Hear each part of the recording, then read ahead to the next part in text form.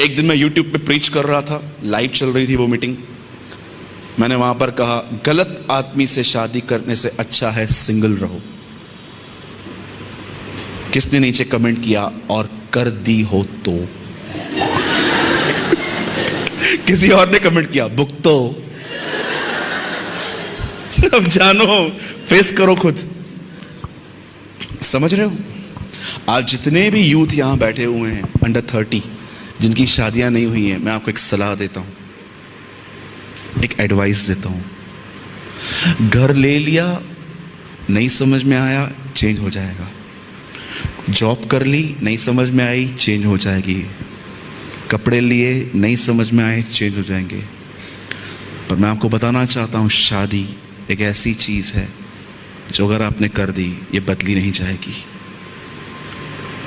इसीलिए शादी करने से पहले फास्टिंग करो, खुदा के सामने जाओ, अपने एल्डर पास्टर से, आपके जो गॉडली एल्डर पास्टर हैं उनके पास जाओ, उनसे सलाह लो, उनसे पूछो, पास्टर क्या मैं आगे बढ़ूं, क्या मैं आगे बढ़ूं।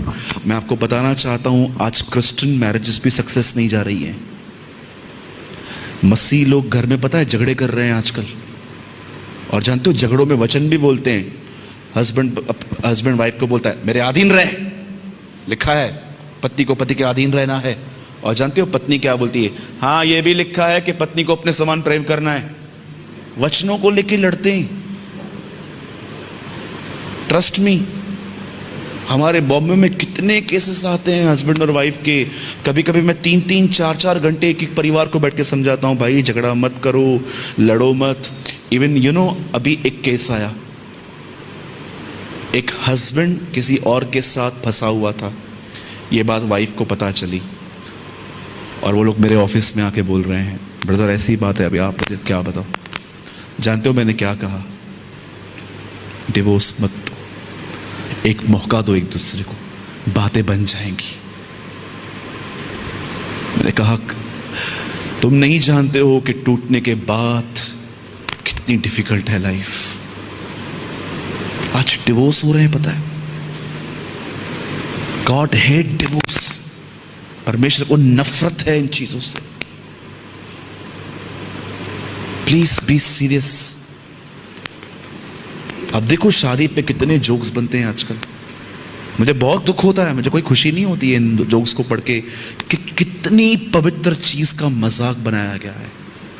आज यूथ को देखो, 80% लोग शादी करने से पहले ही सेक्स कर लेते हैं आज, और उसके बाद जानते हो नखरे क्या करते हैं एक दूसरे को। मैं ऐसी लड़कियों से मिला हूं, ऐसे लड़कों से मिला हूं जिन्होंने एक दूसरे को पसंद किया, और पता है ये सब ऑनलाइन है आजकल। आजकल पसंद करना भी ऑनलाइन है, झगड़े भी ऑनलाइन है, और ब्रेकअप भी ऑनलाइन है।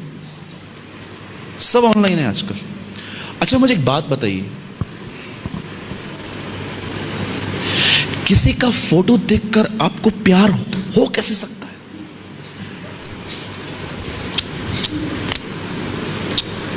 किसी का फोटो देखकर आपको कैसे प्यार हो सकता है? मुझे बताओ।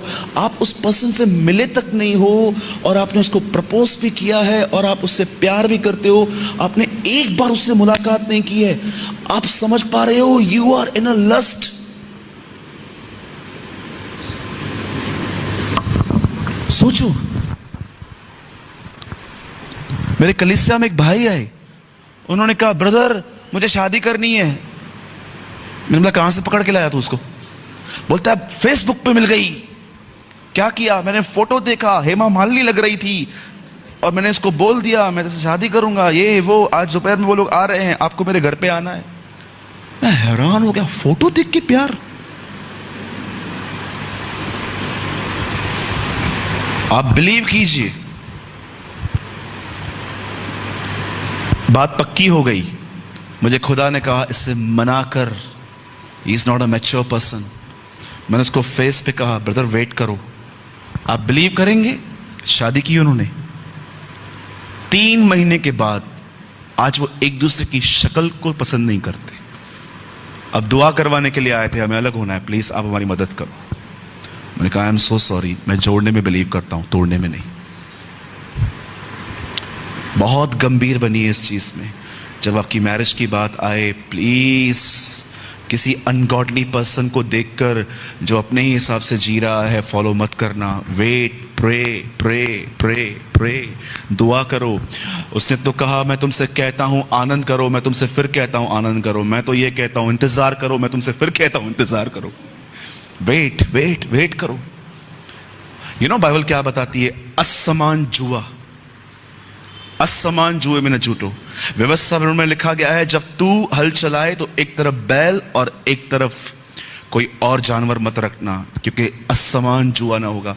सोचो एक बाइक का, आप एक कार का टायर एक तरफ से टायर का है और दूसरी तरफ ट्रक का है, वो कार कैसे चलेगी? असमान जुआ। वो यॉक बिल्कुल सीधा होना चाहिए। अदरवाइज मैं आपको कहना चाहता हूं आपकी मिनिस्ट्री लड़खड़ा जाएगी, आप उस बैलेंस को नहीं संभाल पाओगे। कौन स्ट्रेस में प्रीच कर सकता है? मुझे पता है, मैं तो नहीं कर सकता। मैं जब भी देखता हूं मैं रेस्ट में नहीं हूं, मैं दिनेश को कॉल करके बोलता हूं मीटिंग तू ले ले आज।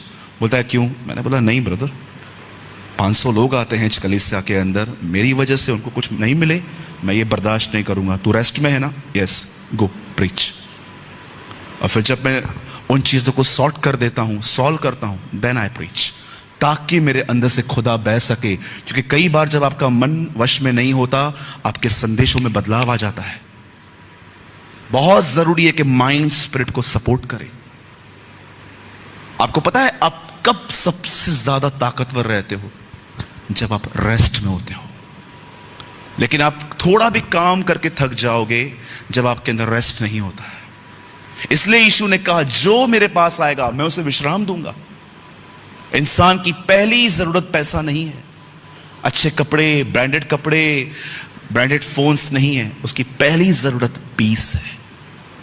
पीस होगा तो आप आगे बढ़ पाएंगे। इसीलिए हमेशा अपने कॉन्शियस को क्लियर रखें।